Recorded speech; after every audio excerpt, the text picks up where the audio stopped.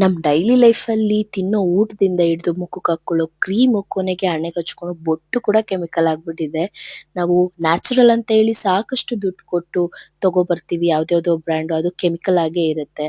ನನ್ ಮಗಳು ಹುಟ್ದಾಗಿಂದ ನಾನು ಈ homemade natural waterproof ಕಾಜಲ್ಲೇ ಯೂಸ್ ಮಾಡೋದು. ಇವತ್ತು ಈ homemade waterproof kajal ಹೇಗ್ ಮಾಡೋದು ಅಂತ ನೋಡೋಣ ಬನ್ನಿ. ನಾನು ಇಲ್ಲಿ 4 ರಿಂದ 5 ಆಲ್ಮಂಡ್ಸ್ ತಗೊಂಡು ಈ ತರ ಕ್ಲೀನ್ ಆಗಿ ಪುಡಿ ಮಾಡ್ಕೊಂಡಿದೀನಿ.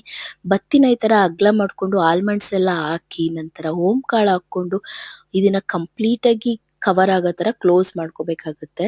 ಪುಡಿ ಆಚೆ ಬರ್ದಿರೋ ತರ ಕ್ಲೋಸ್ ಮಾಡ್ಕೊಂಡು ಅದನ್ನ ಮಣ್ಣಿನ ದೀಪದಲ್ಲಿ ಇಟ್ಟಿ ಅದ್ರ ತುಂಬಾ ತುಪ್ಪ ಹಾಕಿ ದೀಪನ ಹಾಂಡಿಸ್ಬೇಕಾಗತ್ತೆ. ದೀಪದ ಮೇಲೆ ಪ್ಲೇಟ್ ಕ್ಲೋಸ್ ಮಾಡಿ, ಪ್ಲೇಟ್ ಕೆಳಗಡೆ ಸಪೋರ್ಟ್ಗೆ ಏನಾದ್ರೂ ಇಡಿ.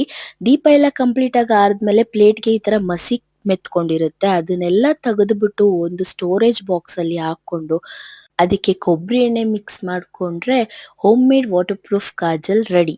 ನೀವ್ ಇದನ್ನ ಕಾಜಲ್ ತರ ಆದ್ರೂ ಯೂಸ್ ಮಾಡ್ಬೋದು, ಐಲೈನರ್ ತರ ಆದ್ರೂ ಯೂಸ್ ಮಾಡ್ಬೋದು. ನೀವ್ ಒಂದ್ಸತಿ ಟ್ರೈ ಮಾಡಿ. ಥ್ಯಾಂಕ್